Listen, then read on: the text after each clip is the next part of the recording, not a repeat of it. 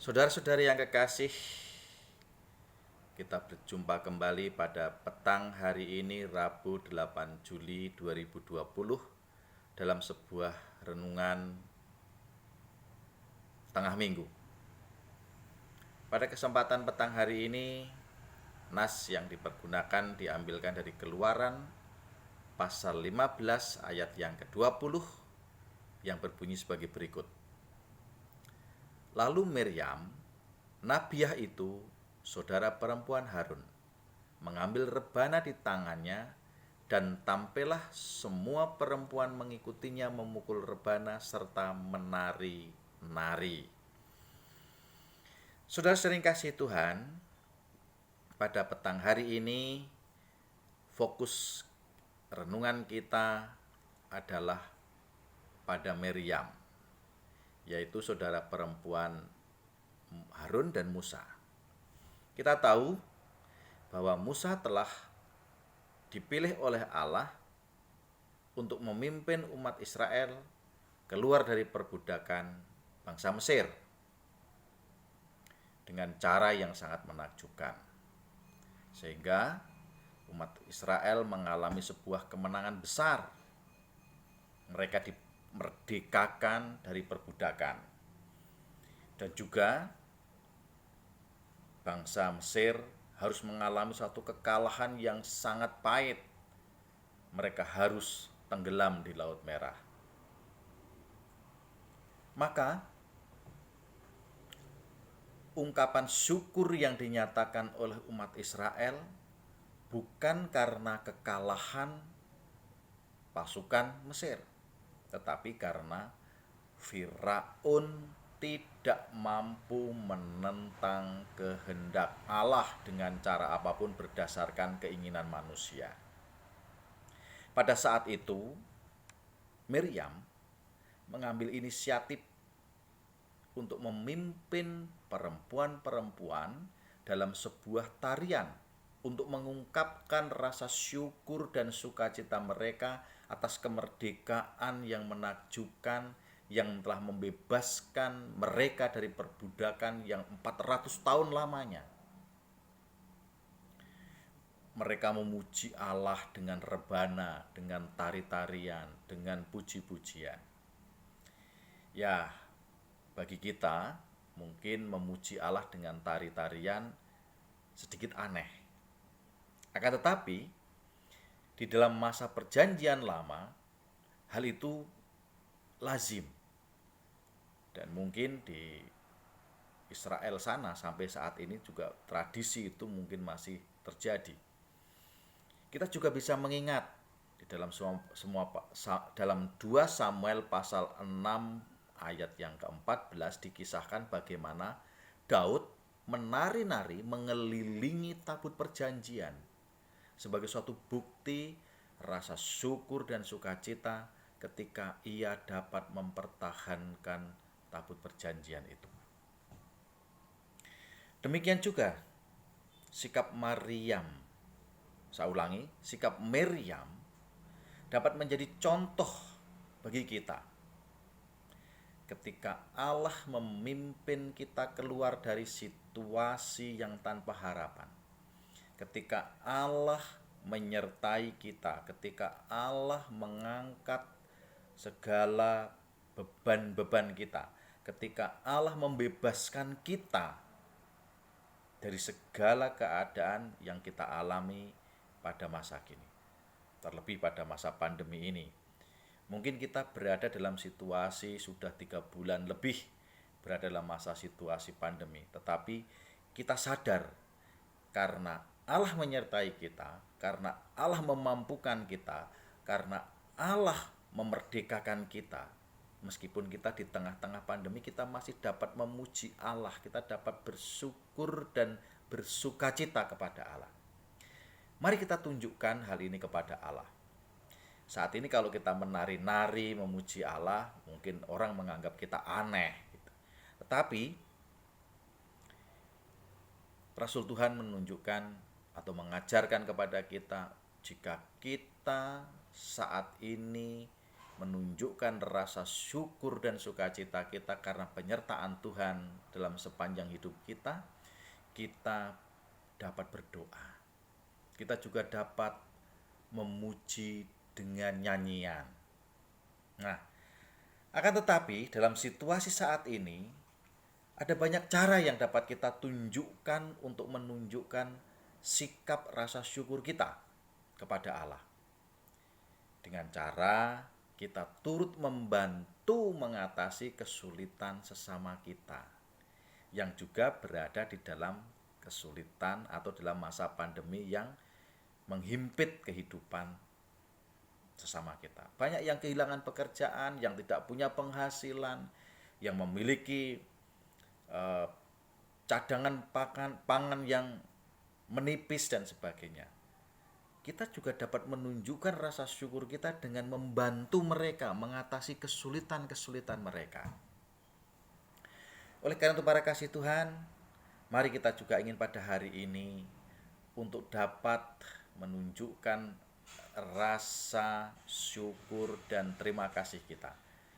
Kita belajar dari Miriam untuk kita juga dapat memiliki inisiasi, ide-ide untuk kita memuliakan dan merayakan rasa syukur kita kepada Allah.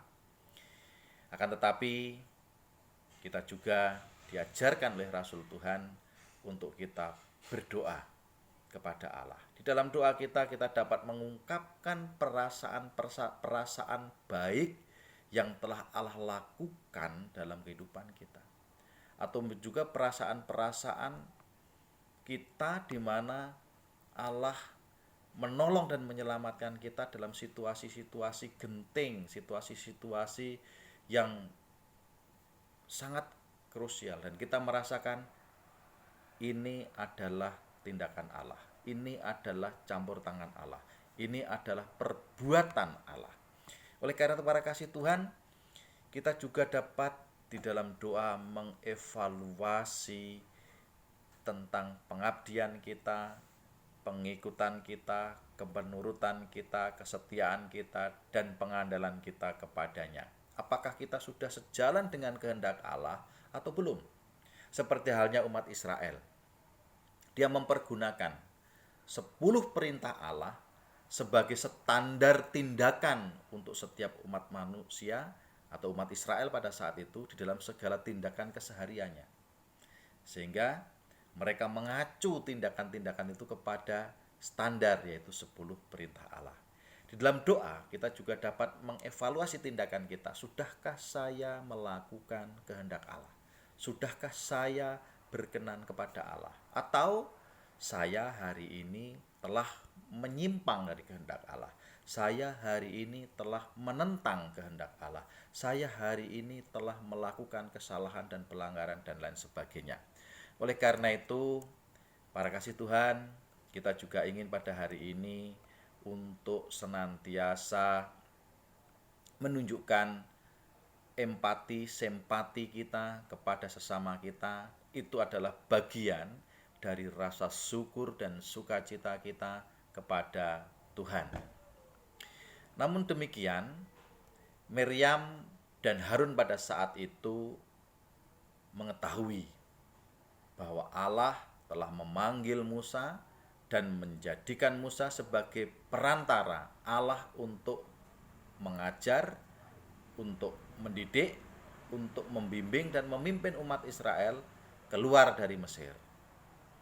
Akan tetapi, Miriam melihat tindakan Musa yang kemudian ia mengambil istri dari orang non-Israel. Miriam dan Harun kesal, mengkritik, menentang Musa. Dan bahkan ia mengatakan, ia juga dapat mewartakan kehendak Allah. Atau dengan kata lain, Allah tidak hanya berbicara melalui Musa saja.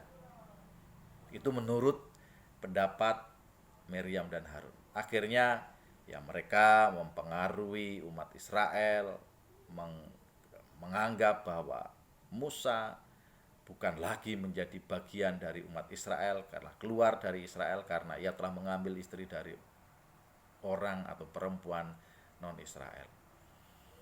Akan tetapi berjalannya waktu, Miriam menyadari bahwa apa yang telah diperbuatnya adalah bukan kehendak Allah.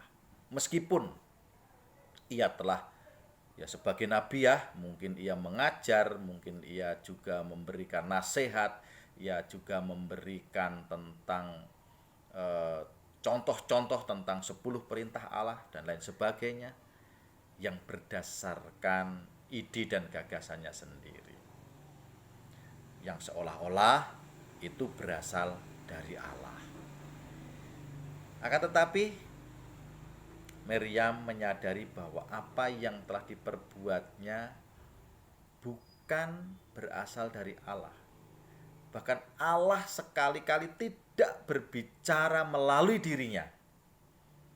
Dan kemudian Miriam bertobat, menyesali perbuatannya. Dan kemudian ia kembali kepada persekutuan.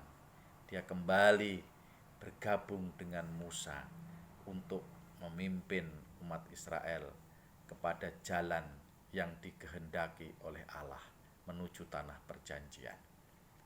Saudara-saudara yang kasih Tuhan, kita hendaknya juga tidak mudah untuk menghakimi dan mengungkapkan sesuatu hal yang terjadi dalam kehidupan kita, bahwa saya sudah sesuai dengan kehendak Allah, kamu belum. Kita punya prasangka-prasangka, kita punya atau pandangan dan pendapat terhadap orang lain bahwa mereka telah melanggar perintah Allah, mereka tidak berkenan kepada Allah oleh karena sikap dan tindakan perbuatan mereka masing-masing. Kita tidak ingin menghakimi sesama mereka, kita tidak ingin seperti Miriam dan juga Harun. Tetapi kita ingin justru seperti apa yang di atas kita dengar. Di dalam doa, kita mengevaluasi tindakan kita. Sudahkah saya melakukan kehendak Allah? Sudahkah hari ini perbuatan saya sesuai dengan kehendak Allah? Atau apakah hari ini tindakan saya menentang kehendak Allah, bertentangan dengan kehendak Allah, menyimpang dari kehendak Allah, dan lain sebagainya. Untuk itu mari para kasih Tuhan, kita ingin mawas diri dan bertanya kepada diri kita, oh jangan-jangan saya seperti Miriam. Nah, oleh karena itu kita ingin segera menyadari, kita bertobat, kita tidak ingin membenarkan diri dan menghakimi sesama, tetapi kita ingin senantiasa merenungkan sikap dan perbuatan kita. Dan jika kita mendapati perbuatan-perbuatan kita bertentangan dengan kehendak Allah, segeralah kita menyesal.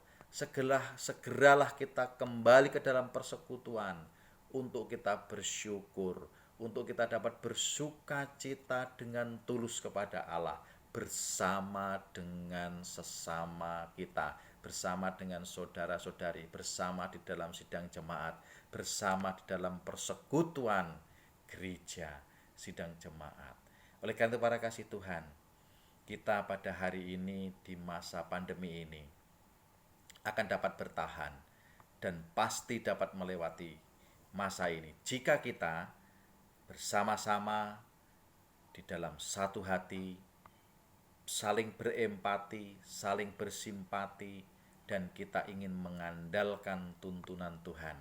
Dan kita akan bersyukur dan bersukacita karena kita akan mendapatkan hikmat, kita akan mendapatkan kekuatan di dalam persekutuan itu, dan kita juga akan mendapatkan imunitas karena sukacita kita melakukan kehendak Allah.